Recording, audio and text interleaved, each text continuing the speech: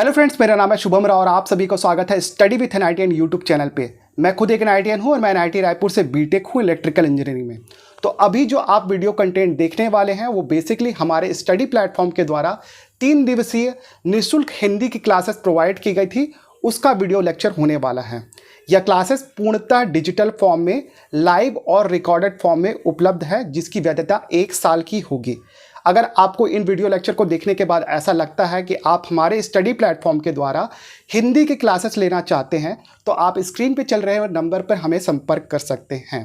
इसके अलावा CGPSC prelims, Vyapam और मेंस के लिए भी अब बैचेस आपके लिए उपलब्ध हैं जो कि पूर्णतः डिजिटल फॉर्म में है। ठीक है, ज़्यादा जानकारी के लिए आप स्क्रीन पे दिए हुए नंबर पे हमें संपर्क करें। और अगर ये वीडियो लेक्चर आपको पसंद आया तो प्लीज़ वीडियो को लाइक, शेयर, सब्सक्राइब करना ना भूलें और ज़रूर उन लोगों को शेयर करें जिनके पास पैसे नहीं है कोचिंग इंस्टीट्यूट को देने के लिए। इसके अलावा आपको एक और काम करना है, वीडियो के डिस्क्रिप्शन में जाइए, हमें फेसबुक, व्हाट्सएप, ट्विटर, इंस्टाग्राम के साथ साथ टेलीग्राम पे फॉलो कर लीजिए, जहाँ पे हमारे वीडियो से रिलेटेड अपडेट और हमारे कंटेंट की जानकारी आपको रेगुलर रूप से प्रदान की जाती है। इसके अलावा समय समय में हमारे स्टडी प्लेटफॉर्म के द्वारा निःशुल्क क्लासेस जो कंडक्ट कराई जाती है, आपको वहाँ पे भी उसकी जानकारी मिल जाएगी। ठीक है, तो अब वीडियो को एंजॉय करिए और thank you so much for watching this video. ठीक है, तो यहाँ तक अपन देख लिए थे। इसके बाद हम लोग नेक्स्ट पेज पे चलते हैं। इसके अलावा जो है हम लोग को कुछ पर्यायवाची याद रखने हैं। हिम, हिम या फिर बर्फ के। तो हिम का मतलब होता है बर्फ। तुहिन, तुहिन मतलब भी जो है हिम होता है। तुहिन, तुषार, तुषार का मतलब भी बर्फ होता है। और पाला, पाला का मतलब भी जो है हिम होता है। ठीक है, इसके अलावा जो आपको दो पर्यायवाची और याद रखना है। अंशु, अंशु का मतलब होता है आपका किरण। रोशनी, रोशनी, रोशनी की किरण बोलते हैं ना, किरण, उसका मतलब होता है अंशु। इसके अलावा मयूख मतलब भी जो है वो किरण होता है। अब इसका यूज जो है हम लोग चंद्रमा के पर्यायवाची में कैसे करेंगे। ठीक है, ऐसा बोलते हैं चंद्रमा से जो है वो अमृत बरसता है, इसलिए अमृत धन अंशु, ये बन गया आपका। अंशु मतलब क्या हो गया, किरण। चंद्रमा से अमृत बरस रहा है तो इसकी किरणों में जो है अमृत बरसता है, ऐसा करके लोग बोलते हैं। इसलिए चंद्रमा को जो है क्या बोलते हैं, अमृतांशु, अमृतांशु। ठीक है, इसके अलावा जो है सुधा, सुधा मतलब भी अमृत होता है, हम लोग पढ़े थे थोड़ी देर पहले। देखो लास्ट वाली स्लाइड, यहाँ पर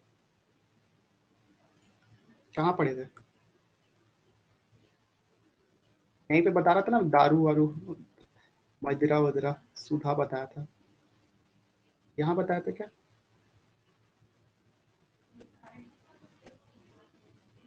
ये बताया था ना। अमृत को सुधा भी बोलते हैं, अमीय भी बोलते हैं, पीयूष भी बोलते हैं। ठीक है, इसी तरीके से अमृतांशु। इसके बाद सुधा, सुधा मतलब भी अमृत होता है। सुधा प्लस अंशु, सुधांशु। सुधांशु का मतलब भी जो है वो क्या होता है, चंद्रमा। इसके अलावा चंद्रमा में जो है वो लोगों को बर्फ के बाद वो पहाड़ दिखते हैं, इसलिए इसको, या फिर चंद्रमा जो है वो शीतलता का अनुभव कराता है लोगों को, इसलिए इसको हिम प्लस अंशु भी बोलते हैं, तो इसको हिमांशु भी बोलते हैं। ठीक है, इसके अलावा चंद्रमा को जो है वो सुधाकर भी बोलते हैं, सुधाकर। तो आकर मतलब क्या, खजाना, अभी बताया था लास्ट क्लास में आपको। आकर मतलब खजाना, तो चंद्रमा को अमृत का खजाना बोला जाता है। ठीक है, खजाना। ठीक है, तो सुधाकर मतलब भी चंद्रमा हो गया। हिमकर, हिमकर मतलब भी चंद्रमा हो गया। आकर यहाँ पे भी जुड़ा हुआ है। ठीक है, तो हिमकर, हालांकि यहाँ पे बड़ा की मात्रा नहीं है, हिमाकर नहीं है, हिमकर बोलते हैं उसको। तो हिमकर का मतलब भी जो है होता है चंद्रमा होता है। ठीक है, इसके अलावा यहाँ पर थोड़ा सा आपको सतर्क रहना पड़ेगा। अभी जैसे कि इतना चीजें हमने देखी, इसमें पर्वत के पर्यायवाची जो है वो थोड़ा सा देखो। पर्वत के पर्यायवाची अद्री और आलय। ठीक है, देखो हिमांशु मतलब जो है वो चंद्रमा होता है, लेकिन हिमाद्री मतलब चंद्रमा नहीं होता, इसको याद रखना। हिमाद्री का मतलब क्या हो गया? सेंस बर्फ का पहाड़, पर्वत मतलब पहाड़। ठीक है, हिमाद्री का मतलब क्या हो गया? बर्फ का पहाड़। तो हिमाद्री जो है वो हिमालय को बोला जाता है। ठीक है, हिमालय जब पढ़ाऊंगा तो मैं आपको हिमाद्री बताऊंगा। ऐसे ही आलय, आलय मतलब भी जो है होता है पहाड़ होता है। ठीक है, तो हिम प्लस आलय हिमालय को बोला जाता है। तो ये हिमालय हो गया। ठीक है, तो इसमें कंफ्यूज मत होना, कंफ्यूजिंग वाले जो है वर्ड्स आपको दिएंगे। हिमांशु हो गया, हिमाद्री हो गया, तो ये जो है ये सारे जितने भी हमने डिस्कस किया अभी थोड़ी देर पहले, ये जो है वो चंद्रमा के पर्यायवाची है। ये और ये चंद्रमा के पर्यायवाची है। मैं कंफ्यूजिंग वाले वर्ड आपको बताता हूं इधर पे, ताकि आप जो है पेपर में गलत ना करो। ठीक है, तो हमने जो है चंद्रमा के कई सारे पर्यायवाची देख लिए, जैसे शशि देख लिया, इंदु देख लिया, विदु देख लिया, मयंक देख लिया, सोम देख लिया, द्विज देख लिया, द्विजकर देख लिया, कलाकांत देख लिया, कलानिधि देख लिया, कलाधर देख लिया, अमृतांशु देख लिया, सुधांशु देख लिया, हिमांशु देख लिया, सुधाकर देख लिया, हिमकर देख लिया। इसके अलावा रात्रि के पर्यायवाची, जैसे कि रात्रि के पर्यायवाची से जो है हमको चंद्रमा के पर्यायवाची बनाना। तो रात्रि के पर्यायवाची क्या होते हैं? जैसे कि रजनी,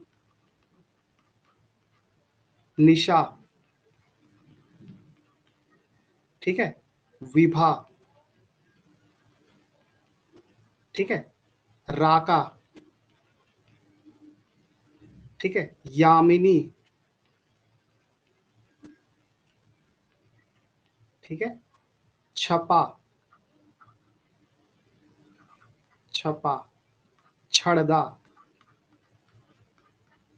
छड़दा, सरवरी। सरवरी का मतलब होता है तारों भरी रात। ठीक है, इसके अलावा निशीध,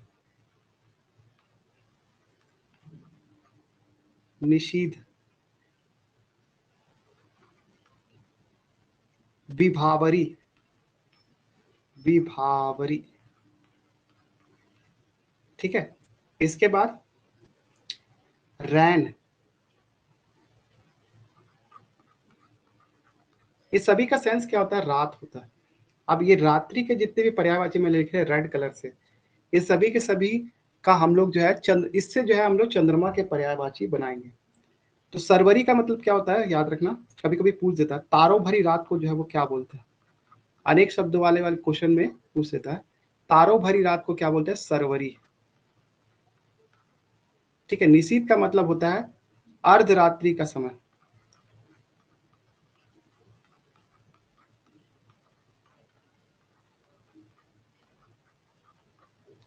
ठीक है, विभावरी का मतलब होता है रात्रि का अंतिम पहर, रात्रि का अंतिम प्रहर। ठीक है, तो ये कुछ कुछ आपको रात के पर्यायवाची पता होना चाहिए। अभी इसी से हम लोग जो है वो चंद्रमा के पर्यायवाची बनाएंगे। पहले बताओ, इसमें कोई डाउट है?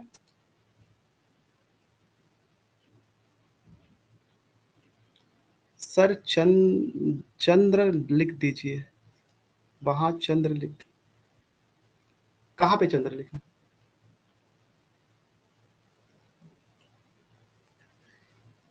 लिखा तो है चंद्रमा के पर्यायवाची, ये लिखा हुआ है। मैंने अभी रात्रि के पर्यायवाची लिख दिया ना। अच्छा ठीक है, बोलो नंदा, आपको कोई डाउट है? तो देखिए, अभी हमने देखा, पहले हमने चंद्रमा के पर्यायवाची कैसे बनाए।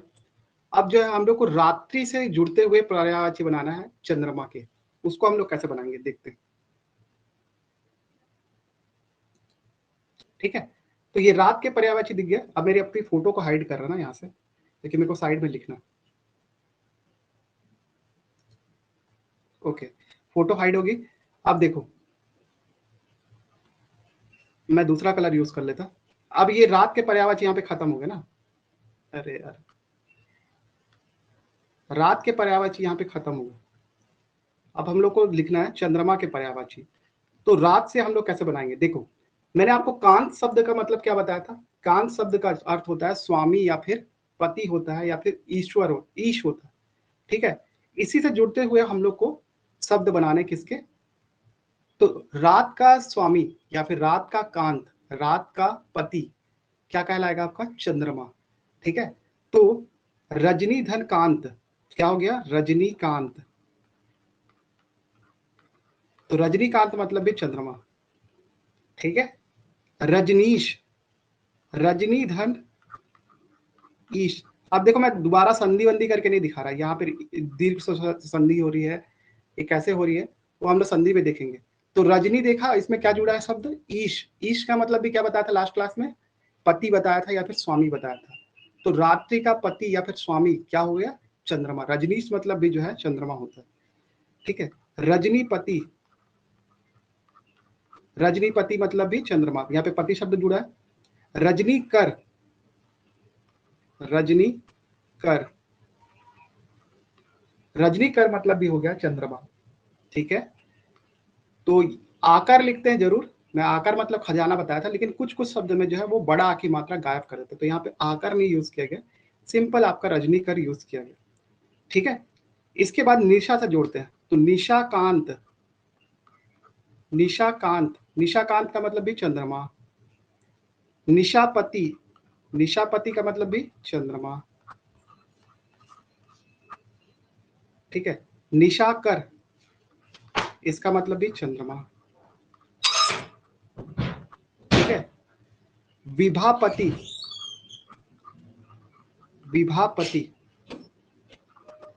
विभापति का मतलब भी चंद्रमा। विभा मतलब क्या बताया? रात्रि होती है, और उसमें पति शब्द जोड़ा तो चंद्रमा। ठीक है, विभाकर, विभाकर का मतलब क्या हो गया? चंद्रमा। अब देखो, यहाँ पे कंफ्यूज मत होना, दो शब्द लिख रहा हूं यहाँ पर, दूसरे कलर से लिख देता हूं। प्रभाकर मतलब होता है आपका सूर्य। ठीक है, विभाकर मतलब होता है आपका चंद्रमा। प्रीलिम्स का क्वेश्चन है सीजीपीएस से, देख लेना, 2 साल पहले या 3 साल पहले का। प्रभाकर मतलब सूर्य होता है, विभाकर मतलब चंद्रमा होता है, इसको गलत मत करके आना।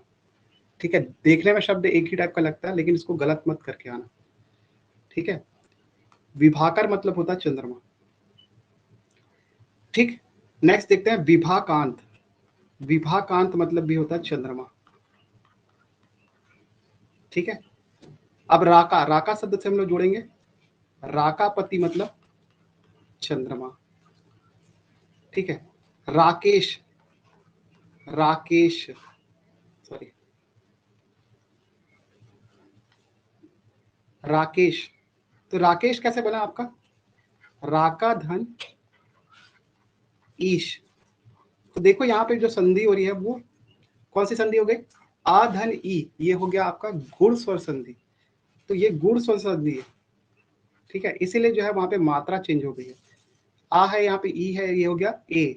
इसको गुण स्वर संधि बोलते हैं। देखो, आप इस संधि के बारे में जरा मत सोचो, मैं संधि पढ़ाया नहीं, जब पढ़ाऊंगा तो मैं आपको ये सारे नियम बताऊंगा कैसे हम लोग शब्दों को जोड़ते हैं। तो राकेश मतलब जो होता है वो चंद्रमा होता है। ठीक है, इसमें कोई डाउट है? पहले बताओ, जितना पढ़ा है। ये वाली स्लाइड में कोई डाउट है?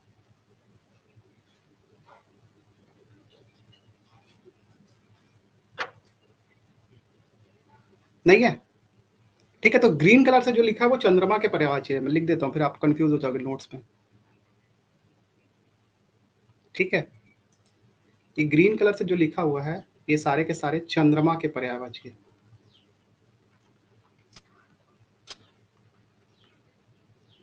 चंद्रमा के पर्यायवाची है। ठीक है, अब हम लोग नेक्स्ट स्लाइड में बढ़ते हैं आगे। यहाँ पर ही जगह बची है, मैं यहीं पे कवर करता हूँ क्योंकि इससे मिलता जुलता ही है। हम लोग ब्लैक कलर से लिखते हैं यहाँ पर।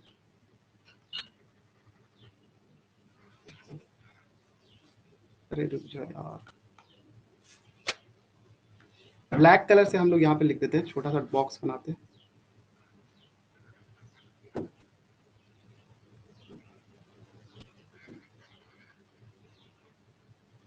ठीक है, इसमें मैं कुछ कुछ लिख देता हूँ। अब देखो राक्षस के पर्यायवाची अगर आपको देखना है, राक्षस के अगर आपको पर्यायवाची देखना है तो राक्षस के पर्यायवाची कैसे बनेंगे, तो यही रात्रि से जो है वो आप राक्षस के पर्यायवाची बना सकते हैं।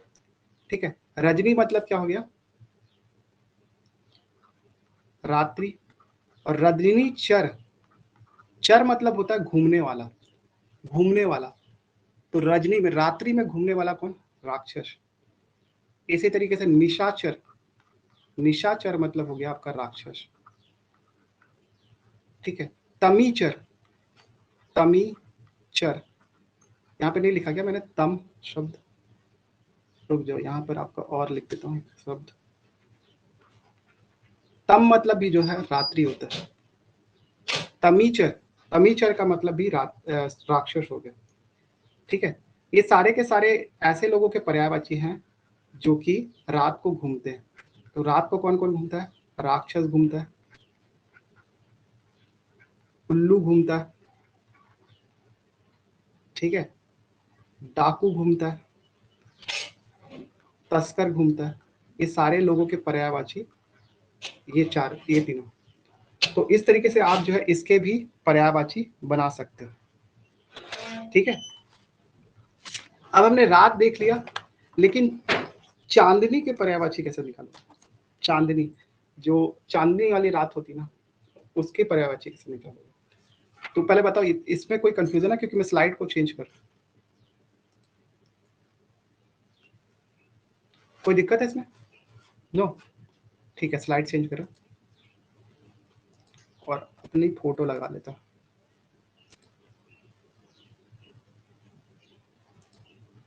ओके, ठीक है, तो ये था अपना पर्यायवाची किसका, रात्रि का, राक्षस का और इसका। नेक्स्ट हमको पर्यायवाची देखना किसका, चांदनी का। तो चांदनी का पर्यायवाची अगर आपको देखना है तो चांदनी का मतलब होता है चंद्रातप। ठीक है, आतप मतलब होता है आपका तेज, तेज। तो चंद्रमा का तेज, उसी को चांदनी बोलते हैं। ठीक है, ज्योत्सना, ज्योत्सना का मतलब भी होता है चांदनी। ठीक है, कौमुदी, कौमुदी, कौमुदी का अर्थ भी होता है आपका चांदनी। इसके अलावा जुन्हाई, जुन्हाई शब्द का मतलब भी होता है चांदनी। तो ये कुछ पर्यायवाची थे। इसके आतप का मतलब होता है आपका, मैंने बताया था, ये जो चंद्रा तप जुड़ा हुआ है इसमें आतप शब्द जुड़ा हुआ है। इसका मतलब होता है आपका धूप या फिर घाम, घाम भी बोलते हैं इसको। ठीक है, तो ये चांदनी के पर्यायवाची हो गए। कभी कभी आपको अंधेरे का पर्यायवाची भी पूछ सकता है, अंधेरे का पर्यायवाची। तो अंधेरे का पर्यायवाची आप याद रखना, अंधेरा मतलब आपका तम, तिमिर, तमसा और ध्वात। मैंने रात्रि का पर्यायवाची आपको लास्ट स्लाइड में तम बता दिया क्या, इसको डिलीट कर देते हैं। ठीक है, तम पर्यायवाची बेसिकली आपके अंधेरे का।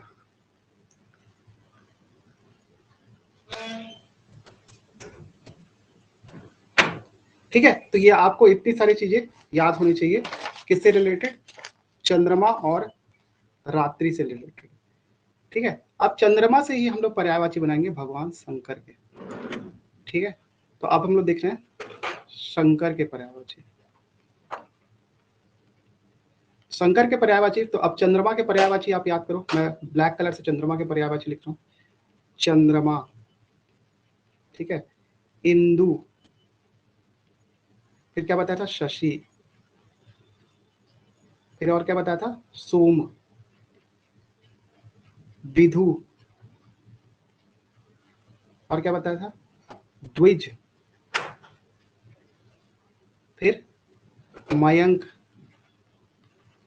और बताओ बताओ बताओ, मृगांक, शशांक,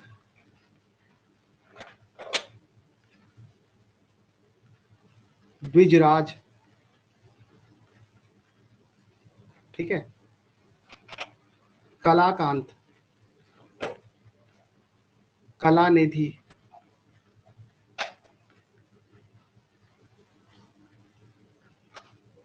ठीक है। और क्या बताया था, याद करो, अमृतांशु, सुधांशु, और हिमांशु, अभी देखे थे, ठीक है। ये हम लोग चंद्रमा के पर्यायवाची देखे थे। इसके अलावा हिमकर, हिमकर, ठीक है। इसके अलावा सुधाकर, सुधाकर, ये पर्यायवाची किसके देखे, चंद्रमा के। तो ये ब्लैक कलर से जो लिखा है वो चंद्रमा के पर्यायवाची है। अब चंद्रमा के पर्यायवाची से ही हम लोग जो है किसके पर्यायवाची बनाएंगे, शंकर के पर्यायवाची। तो यहाँ पर शंकर के पर्यायवाची लिखे, अरे यार,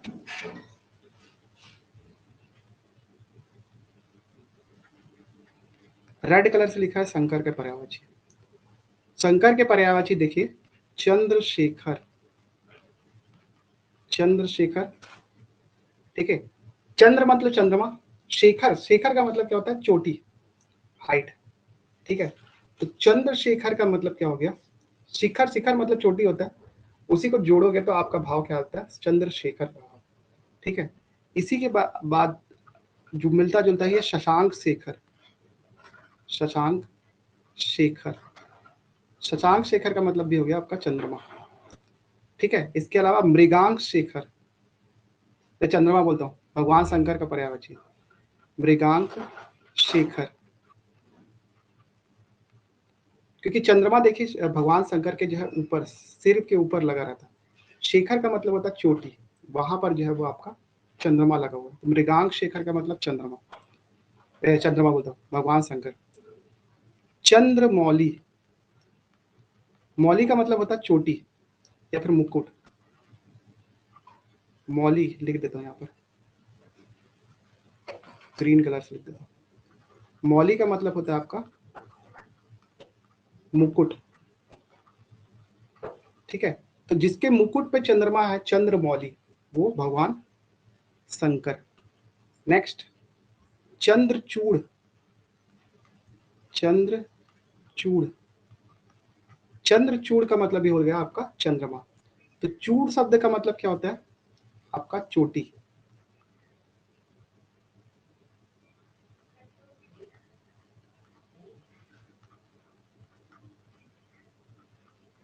चंद्रचूड़ का मतलब क्या हो गया, शंकर। इसके अलावा चंद्रभाल, भाल का मतलब क्या होता है आपका माथा, चंद्रभाल, ठीक है। भाल का मतलब होता है माथा। चलो मैं पहले यहाँ पे लिख देता हूँ, बाद में इसको आपको डिस्क्राइब कर लूँ। इसके बाद हो गया चंद्रेश, चंद्रमा के स्वामी। देखो यहाँ पे अब कुछ कुछ समझ में आ जा रहा होगा, चंद्र धन ईश जुड़ा है इसलिए चंद्रेश शब्द बना। चंद्रमा के स्वामी भगवान शंकर, चंद्रभाल हो गया। इसके बाद देखते सोमेश, सोमेश, सोम धन ईश, सोमेश बन गया, ठीक है। तो सोम मतलब चंद्रमा, ईश मतलब स्वामी, तो शंकर का पर्यायवाची सोमेश बन गया। इसके अलावा चंद्रकांत, चंद्रमा के कांत, कांत मतलब भी स्वामी होता है, चंद्रकांत मतलब चंद्रमा, सॉरी शंकर। इसके अलावा सोमकांत, ये भी चंद्रमा, पैसा शंकर। सोमनाथ, नाथ मतलब भी स्वामी होता है, ठीक है। सोमनाथ मतलब भी शंकर, सोमेश्वर, सोमधन ईश्वर, चंद्रमा के स्वामी या फिर ईश, उसको क्या बोलेंगे? शंकर। भवेश,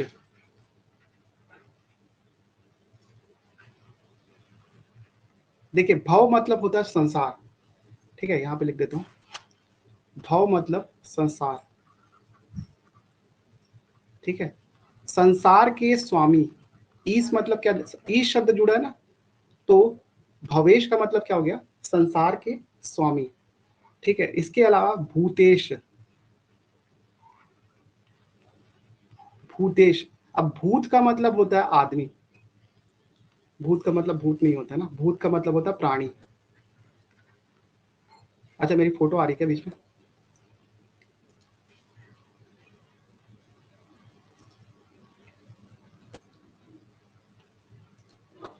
ठीक है, भूत का मतलब होता है आपका प्राणी।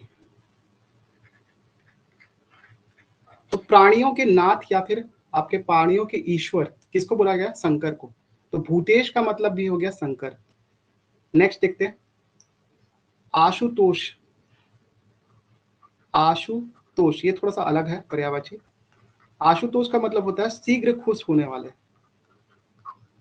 सबसे जल्दी जो है वो भगवान शंकर खुश होते हैं, ऐसा बोलते हैं, शीघ्र खुश होने वाले।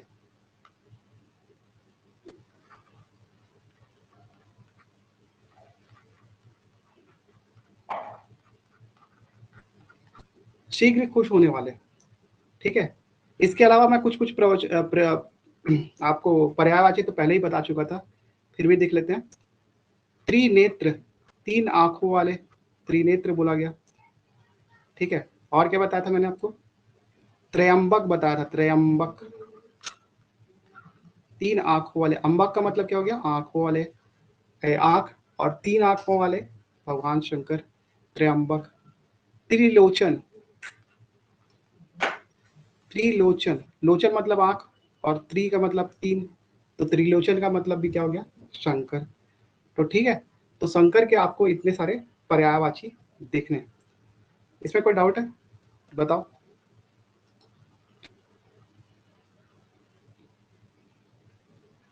देखो हम लोग लिंक करके सारे पर्यायवाची देख रहे हैं, चंद्रमा से कैसे हमको शंकर के पर्यायवाची बनाना है, ये जो है आपको सीखना जरूरी है। तो शंकर के पर्यायवाची, चंद्रमा के पर्यायवाची देख लिए, अब उसी से हमने किसका पर्यायवाची बना लिया? शंकर। तो अगर आप कोई बुक से पढ़ते हो तो बुक से आप रट्टा मारोगे पर्यायवाची शब्द, ठीक है, और पर्यायवाची शब्द रट्टा मार लोगे वो तो ठीक है, लेकिन अगर आप इस कॉन्सेप्ट को समझ गए कि हमने पर्यायवाची लाया कैसे, वो सीखना बहुत जरूरी है। तो वो चीज मैं आपको सिखा सकता हूँ, ठीक है। तो आपको एडिशनल जो है एफर्ट डालने की जरूरत नहीं पड़ेगी, आप मेरे एक्सपीरियंस से एफर्ट लो और उसको सीखो, ठीक है। बताओ कोई डाउट है? तो हम लोग नेक्स्ट स्लाइड में बढ़ेंगे। मैं अपनी फोटो लगा लेता हूँ यहाँ का,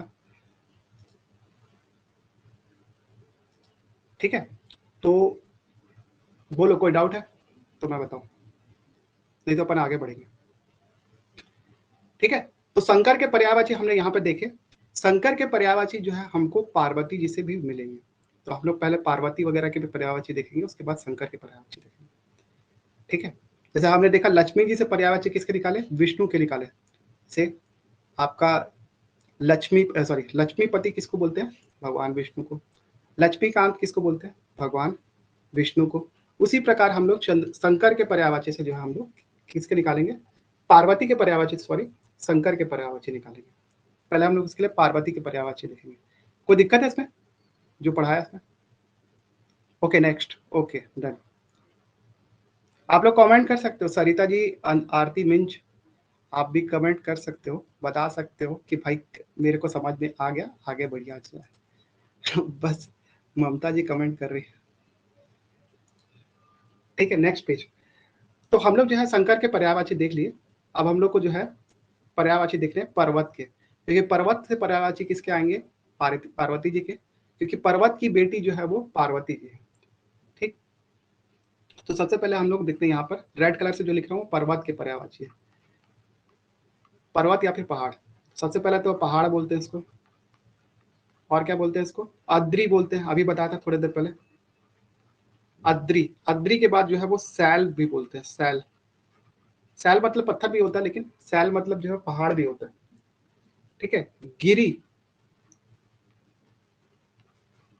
गिरी शब्द भी जो है वो पहाड़ के लिए यूज किया जाता है। नग, नग शब्द भी जो है वो पहाड़ के लिए यूज किया जाता है। अब नग का जो है 3-4 अर्थ निकलता है, ठीक है। इसको मैं दूसरे कलर से दिखा रहा हूं। नग शब्द जो है वो पहाड़ को भी बोलते हैं। नग शब्द का प्रयोग जो है वो आपका हाथी के लिए भी करते हैं।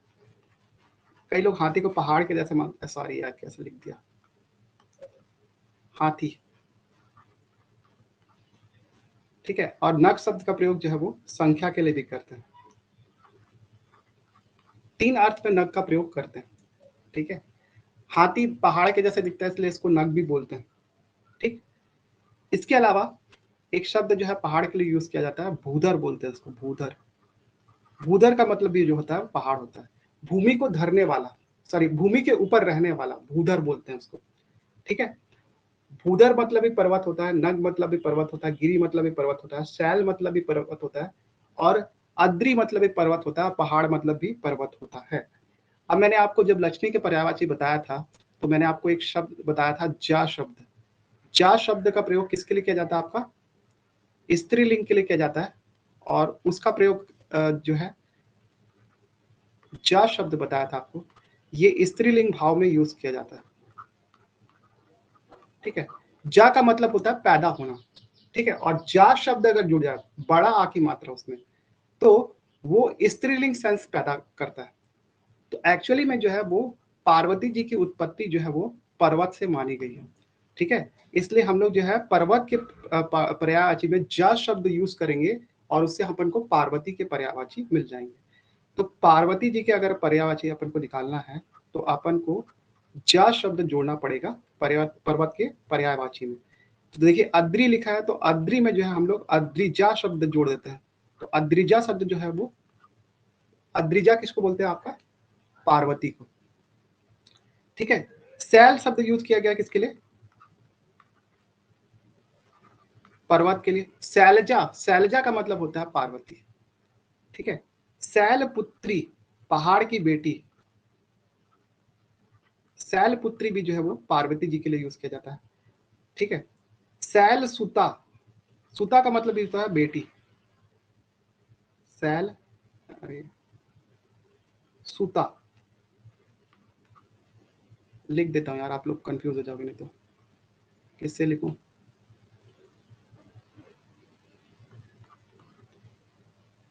पुत्री का मतलब क्या होता है, बेटी, बेटी। और सुता का मतलब भी बेटी होती है। तनया का मतलब जो होता है बेटी होता है, तनया। तनया का मतलब भी होता है बेटी, ठीक है। ये इतना चीज याद रखिए अभी फिलहाल के लिए। बेटी का पर्यायवाची कभी देखेंगे तो बताऊंगा। शैल सुता का मतलब हुआ पार्वती। इसके अलावा शैल तनया, शैल तनया पार्वती।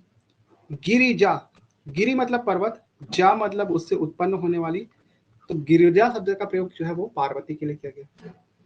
इसके अलावा भूधर सुता, भूधर, भूधर मतलब पर्वत, सुता मतलब जो है बेटी, तो भूधर सुता बोलते हैं, ठीक है। एक्चुअली में जो पार्वती जी जो थी वो मैनाक पर्वत की बेटी मानी जाती है, मैनाक पर्वत, ठीक है। तो इसलिए इसका पार्वती जी को जो है मैन सुता भी बोलते हैं, मैन सुता। तो मैन सुता मतलब मैनाक पर्वत से जो है पार्वती जी की उत्पत्ति मानी गई है। तो मैन की बेटी या फिर पुत्री, इस सेंस किसके लिए निकाला जाता है, पार्वती के लिए। मैनाक पर्वत की बेटी जो है वो पार्वती जी को माना जाता है, ठीक है। नेक्स्ट, भवानी। भवानी शब्द का प्रयोग भी जो है वो पार्वती जी के लिए किया जाता है, ठीक है। तो भगवान मतलब भव के, भव मतलब संसार, संसार के स्वामी किसको बोलते हैं, शंकर जी, ठीक है। आनी का मतलब होता है पत्नी, ठीक है। तो मतलब भव की पत्नी, भव मतलब संसार, और एक्चुअल में संसार की पत्नी नहीं बोलेंगे इसको, भगवान शंकर की पत्नी। तो भगवान शंकर की पत्नी कौन? पार्वती। ठीक है, तो भवानी शब्द का प्रयोग किसके लिए किया जाता है? पार्वती जी के लिए किया जाता है। ठीक है, स्कंद, स्कंद माता। अब देखिए स्कंद शब्द का जो प्रयोग है कार्तिकेय के लिए किया जाता है। कार्तिकेय जो कि पार्वती जी के बेटे थे। तो इस कार्तिकेय के और पर्यायवाची क्या है? स्कंद। स्कंद के बाद क्या है? कार्तिकेय तो है ही, इसके अलावा सडानन, इनके 6 सिर थे इसलिए इनको सडानन बोला जाता है। इनको सरभव बोला जाता है, सरभव। ठीक है, इसके अलावा जो है गणेश, गणेश इनके बेटे थे पार्वती जी के। एक और बेटे कौन? गणेश। तो गणेश के पर्यायवाची तो बहुत सारे आप जानते ही होंगे, लेकिन कोई जो नहीं जानते हो वो मैं आपको बता देता हूँ। हेरम, हेरम जो है वो पर्यायवाची है गणेश के। जैसे गणेश जी को बहुत ज्यादा सारे नाम से बोलते हैं, विनायक बोलते हैं, एक दंत बोलते हैं, और फिर वक्र तुंड बोलते हैं। ठीक है, ये सभी जो है पर्यायवाची गणेश के हैं, आप जानते हो। लेकिन हेरम शब्द जो है वो गणेश जी के लिए प्रयोग किया जाता है, हेरम। ठीक है, हेरम जो है वो गणेश के लिए भी यूज किया जाता है और भौरा के लिए भी यूज किया जाता है। भौरा, भौरा जो फूलों का रस चूसता है ना, उसको भौरा बोलते हैं। उसके लिए भी जो है हेरम शब्द का प्रयोग किया जाता है। ठीक है, तो गणेश जो है वो बेसिकली हेरम उसके लिए प्रयोग किया जाता है और भौरा के लिए भी प्रयोग किया जाता है। ठीक, तो स्कंद माता मतलब आपका पार्वती, स्कंद मतलब कार्तिकेय, कार्तिकेय की माता जो है वो पार्वती। हेरम्ब मात्रा, सॉरी यार इस पेन से नहीं लिखना था, ग्रीन से लिख देता हूँ। हेरम्ब शब्द का प्रयोग भी जो है वो गणेश के लिए किया गया है। हेरम्ब माता पार्वती को बोला जाता है। इसके बाद एक एक्सक्लूसिव पर्यायवाची याद रखो, अपर्णा। अपर्णा, अपर्णा शब्द भी जो है वो पार्वती जी के लिए यूज किया जाता है। ठीक है, इसमें कोई दिक्कत?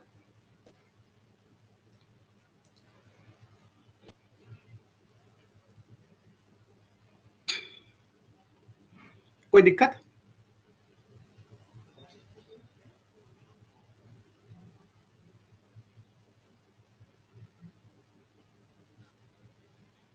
कोई दिक्कत नहीं, चलो आगे बढ़ते हैं।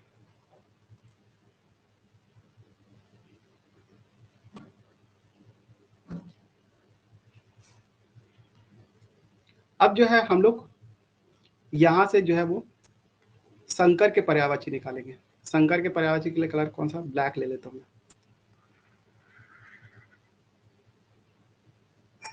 तो अब पार्वती के पर्यायवाची से हम लोग शंकर के पर्यायवाची निकालेंगे।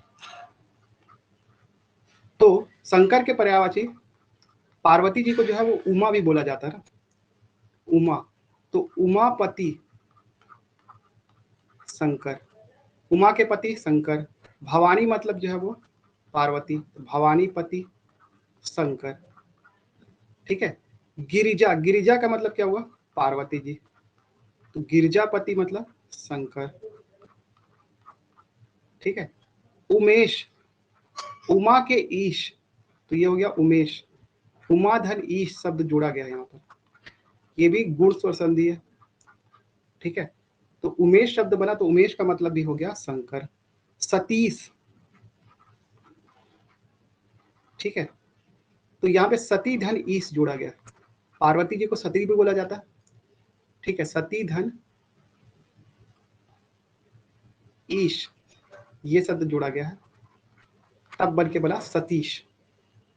ये है दीर्घ स्वर संधि, सतीश शब्द बना। गिरिजेश, गिरिजेश, गिरिजेश।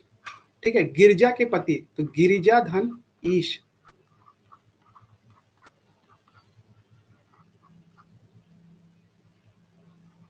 ये क्या बन गया? गिरजेश। गिरजेश शब्द भी प्रयोग किया जाता है किसके लिए? शंकर के लिए। ठीक है, तो ये आपको पर्यायवाची याद रखना शंकर जी के, जो कि हमने पार्वती जी से बनाया। यहाँ पे मैं लिख देता हूँ पर्यायवाची जो आपको नहीं पता होगा, जैसे सती, सती, उमा, ये भी पार्वती के पर्यायवाची है। ठीक है, और कुछ तो दिख रहा? ठीक है, बताओ कोई डाउट है? नेक्स्ट स्लाइड पे चलेंगे फिर। कोई डाउट? Any doubt?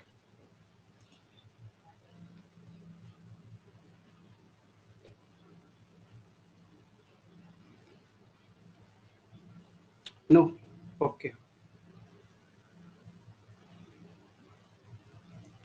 तो ये था पर्यायवाची किसके? पार्वती और शंकर के। नेक्स्ट हम लोग देखते हैं, ये सब पर्यायवाची पूछता है ना। पता चला पता ही नहीं कि पर्यायवाची कैसे पूछता है। देखा आप पुराने साल का पेपर, कामदेव के पर्यायवाची पूछता है, कामदेव। ठीक है, कामदेव रति का पति, रति पति बोलते हैं कामदेव को,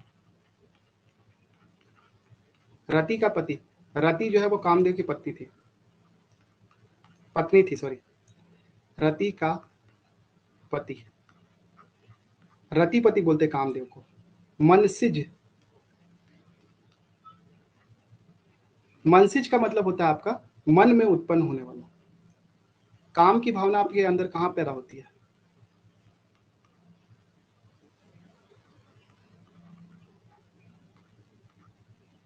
देखो, काम का सेंस जो है वर्क, वर्क नहीं है ना। काम का मतलब जो है सिलेक्शन। ठीक है, आप किसी के प्रति जो है वो मतलब क्या कहना चाहिए, अट्रैक्ट हो रहे हैं, वो ये जो भावना है। कामदेव किसके लिए जाने आते हैं आपका? इसी के लिए। ठीक है, कि कामदेव जो है वो शरीर की वासनाओं का संचार करते हैं। ठीक है, तो कामदेव की भावना जो है काम की जो भावना है बेसिकली कहाँ पे उत्पन्न होती है? आपके मन में उत्पन्न होती है। तो मन की भावना, मन में पैदा होने वाली भावना के कारण इसको मनसिज कहा जाता है।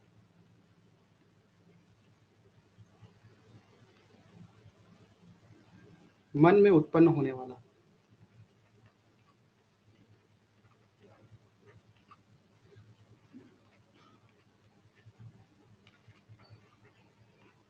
ठीक है, इसके बाद है आपका मनोज। अब ये मनोज शब्द जो है वो बेसिकली विसर्ग संधि है। यहाँ पे यूज किया गया मनः धन ज, मनः धन झ। ठीक है, ये विसर्ग संधि है। ठीक है, ज का मतलब होता है उत्पन्न होना, मन का मतलब मन, तो मन में उत्पन्न होने वाले को मनोज कहा जाता है। तो मनोज का मतलब भी है कामदेव। मनमत, मनमत शब्द का प्रयोग भी जो है वो कामदेव के लिए किया जाता है। ठीक है, इसका मतलब होता है मन को मथने वाला, मन को मथने वाला।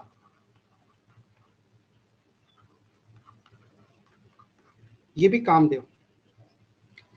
कामदेव को जो है वो भगवान शंकर जो है वो एक बार उनकी तपस्या को भंग करने के लिए जो है ये सब करते हैं। तो भगवान शंकर जो है अपनी तीसरा नेत्र खोलते हैं और इस कामदेव को जो है भस्म कर देते हैं। बाद में इसकी जो पत्नी रहती है वो रति जो रहती है वो बहुत गिड़गिड़ाती है। तो भगवान शंकर इसको जिंदा तो कर देते हैं, लेकिन उनका कोई शरीर नहीं रहता। ठीक है, तो शरीर ना रहने के कारण इनको अनंग बोला जाता है, अनंग। अन मतलब जो है जिसका कुछ नहीं हो, अंग मतलब शरीर, जिसका शरीर ना हो। अनंग मतलब जो है वो कामदेव। ठीक है, इसी प्रकार अतनु, तनु का मतलब, तन का मतलब भी क्या होता है आपका? शरीर। ठीक है, जिसका शरीर ना, जिसका शरीर ना हो। तो कामदेव का कोई शरीर नहीं। ठीक है, इसके अलावा जो है कुछ एक्सक्लूसिव पर्यायवाची, स्मर, मयन, ठीक है, मदन, मार। ठीक है, इसके अलावा पंच सर, पंच सर। सर का मतलब होता है, सर का मतलब होता है बाण। ठीक है, 5 प्रकार की इंद्रियों को जो है वो कामदेव कंट्रोल करते हैं। ठीक है, इसलिए जो है इनको पंच सर बोला जाता है, 5 तीर मारने वाले। ठीक है, पंच सर मतलब देखे होंगे आप लोग, कहीं पे जो है दिल विल का साइन बना रहता है, तो एक आदमी जो है वो ऐसे करके तीर लेके खड़ा रहता है। वो बेसिकली क्या है, वो किसको इंडिकेट करता है? वो कामदेव को इंडिकेट करता है। ठीक है, दिल के सामने देखे ना तीर मारने वाला, ये सब सीन वो सब आप जानते हो यार, मैं क्या बताऊं उसमें। ठीक है। तो कामदेव जो बाण चलाता है उसको पुष्प पुष्प के बाण रहता है, इसलिए इसको पुष्प धनवा बोलते हैं। ठीक है, फूलों के बाण चलाने वाला।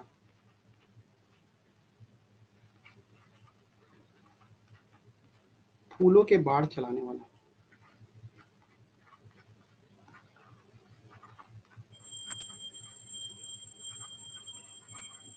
पुष्प धनवा मतलब हो गया कामदेव। ठीक है, मीन केतु, कामदेव का जो रथ रहता है उसके आगे जो है वो आपका मछली का चिन्ह रहता है, मछली का झंडा। केतु मतलब झंडा।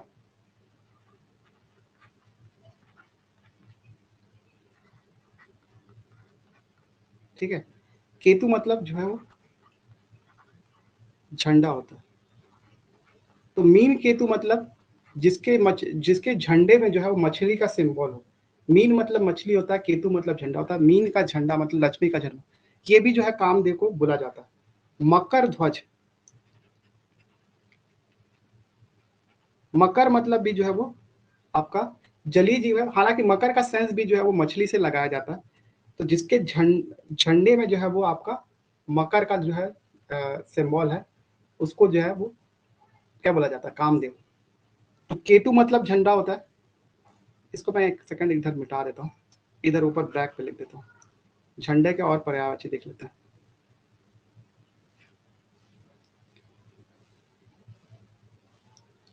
यहाँ लिख देता हूँ, झंडे के पर्यायवाची है केतु।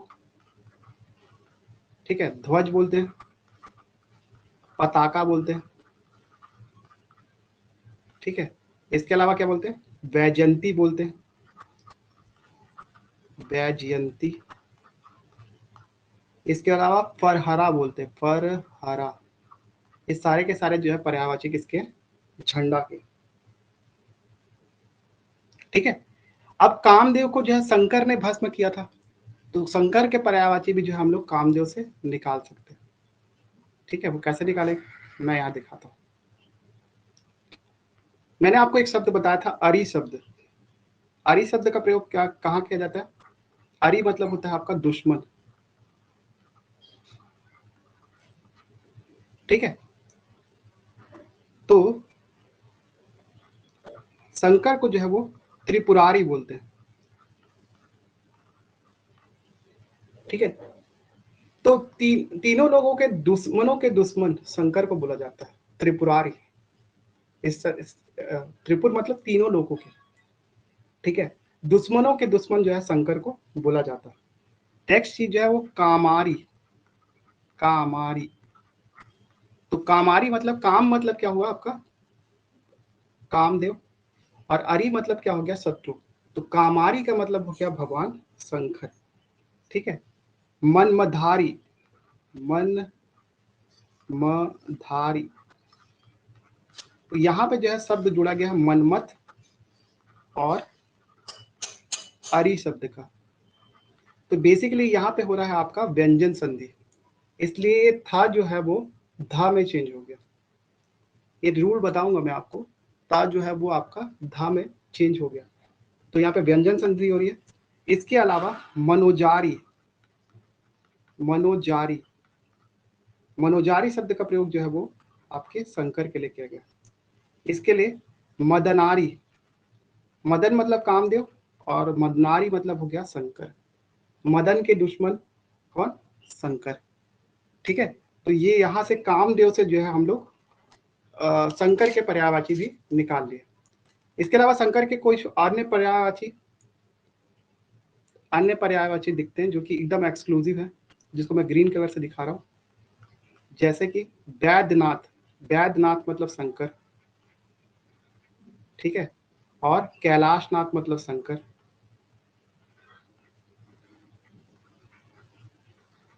ठीक है, कैलाशपति मतलब शंकर। ठीक है, इसके अलावा एक पर्यायवाची एक्सक्लूसिव है जिसका नाम है पिनाकी। पिनाक एक्चुअली में जो है शंकर जी के धनुष का नाम था। ठीक है, पिनाक मतलब इनका धनुष।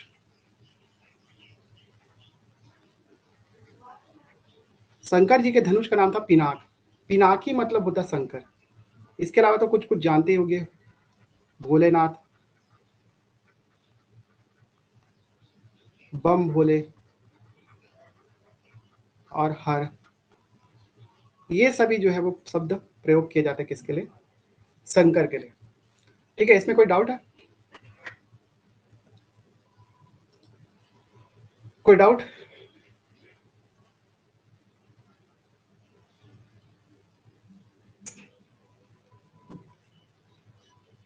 बोलो, कोई डाउट है? आगे कंटिन्यू करें? नहीं है? चलो आगे कंटिन्यू करते हैं, कि आज के लिए कुछ ज्यादा ही हो जा रहा है। एक टॉपिक और देख लेते हैं, इसके बाद देखते हैं, खत्म करेंगे इसको। सूर्य के पर्यायवाची देखते हैं। सूर्य के पर्यायवाची कॉमन वाले तो आप जानते होंगे, जैसे दिनकर, दिवाकर। अभी थोड़ी देर पहले बजाया था इसका पर्यायवाची प्रभाकर। प्रभा मतलब होता है आपका रोशनी, रोशनी का खजाना। आकर, देखो आकर आकर सब जुड़ा है सब में। अब आकर का मतलब मैं दोबारा नहीं बताऊंगा, आकर का मतलब क्या होता है? खजाना। ठीक है। दिनेश, दिन के स्वामी। दिनेश शब्द कहां से आया? दिन धन ईश, दिनेश। इसके अलावा भास्कर, भास्कर मतलब भी सूर्य होता है। इसके अलावा प्रभाकर तो बता दिया, भास्कर, रवि, भानु, ये सब तो पता ही होगा आप लोगों को। ठीक है, कुछ कुछ और पर्यायवाची देख लेते हैं। आदित्य, तो आदित्य मतलब सूर्य केवल नहीं होता, आदित्य का मतलब सूर्य भी होता है, हम लोग देखा है। और हमने देवता का भी जो है पर्यायवाची देखा था, आदित्य। ठीक है। इसके अलावा मार्तंड,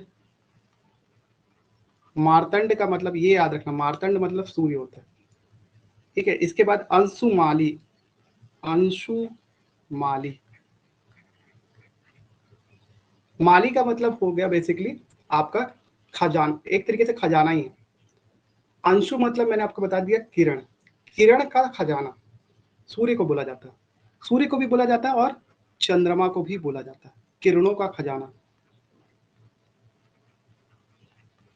ठीक है। इसके बाद अंशुमान, अंशुमान, अंशुमान का मतलब भी हो गया आपका सूर्य। ठीक है। इसके बाद सूर्य के जो है रोशनी को जो है वो क्या बोला जाता है? अर्क बोला जाता है।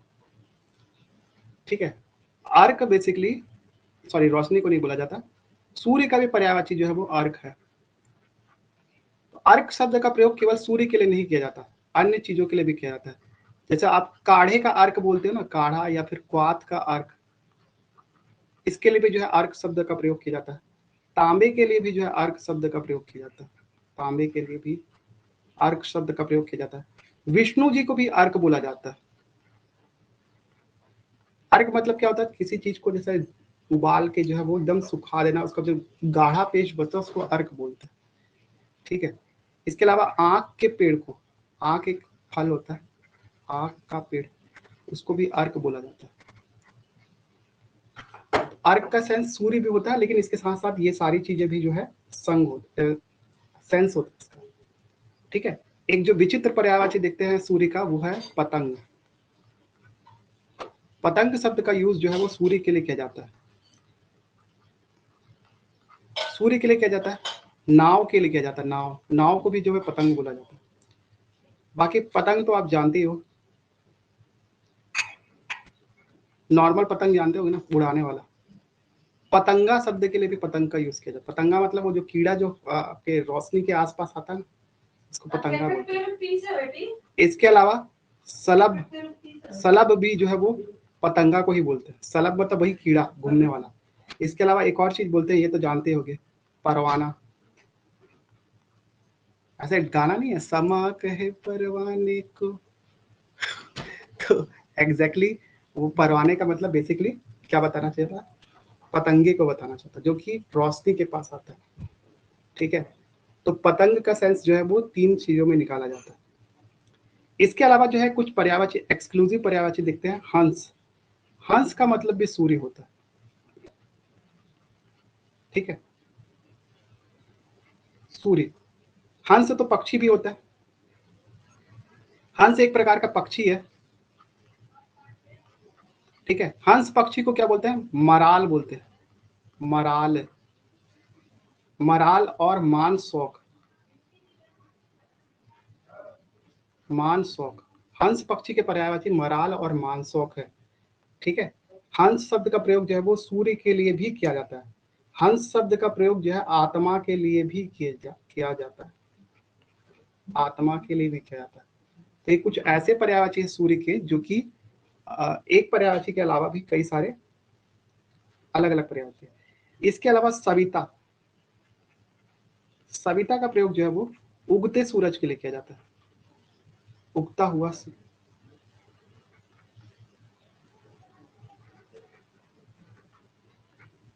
सविता। कमल बंधु, ऐसा बोलते हैं कि सूर्य के उगने के साथ जो है वो कमल जो है एकदम खिल जाता है, इसलिए इसको कमल बंधु बोलते हैं, मतलब कमल का भाई। कमल बंधु मतलब सूर्य। तमारी, अभी मैंने थोड़ी देर पहले बताया था, तम मतलब क्या होता है? अंधेरा, और अंधेरे का शत्रु सूर्य को बोला जाता है, इसलिए इसको तमारी कहा जाता है। ठीक है। एक शब्द बता रहा हूं जो कि कंफ्यूजिंग हो सकता है, तो उसको थोड़ा ध्यान रखना। मरीच, मरीच का मतलब होता है आपका सूर्य, इसी में कंफ्यूजन करना है। मारीच, मारीच अगर शब्द प्रयोग किया जाए तो मारीच का मतलब होता है हाथी, हाथी। मारीच का मतलब हाथी। और मरीचि, मरीचि शब्द का प्रयोग जो है वो किरण के लिए किया जाता है बेसिकली। कभी कभी जो है इस मरीचि शब्द का प्रयोग जो है वो सूर्य के लिए भी किया जाता है। तो याद रखना, मारीच का मतलब जो होता है हाथी होता है, मरीचि या फिर मरीच का मतलब क्या होता है? आपका सूर्य होता है। तो ये एक एक्सक्लूसिव पर्यायवाची है, इसको ध्यान रखना। ठीक है। इसमें कोई डाउट है?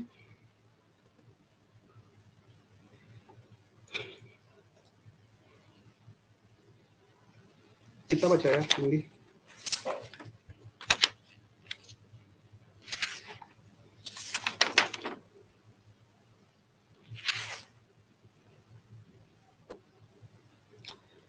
बोर हो गए क्या? 56 मिनट हो गया क्लास के। बोर तो नहीं हुए ना? चलो ठीक है, आज का क्लास इतना ही रहने देते हैं। इसके बाद जो है हम लोग आगे जो है कल देख लेंगे। ठीक है। 2 क्लास और लगेगी आपको पर्यायवाची खत्म करने के लिए, बहुत बड़ा टॉपिक है पर्यायवाची, और जितना मैं बताऊंगा उसके आगे भी और पढ़ना भी है ना। विनय कुमार पाठक जी की पुस्तक उठाइएगा, व्यापम और सीजीपीएससी प्रीलिम्स और मेंस के क्वेश्चन जो है डायरेक्टली विनय कुमार पाठक की बुक से आते हैं। ठीक है। तो आप जो है वो विनय कुमार पाठक जी की बुक खरीद लीजिए, और उससे जो है वो आप पर्यायवाची पढ़ना चालू करिए। जितना मैं बता रहा हूँ उतना तो पढ़िएगा ही पढ़िएगा, विनय कुमार पाठक जी की पुस्तक से और भी पर्यायवाची देख लीजिएगा। ठीक है। कोई दिक्कत?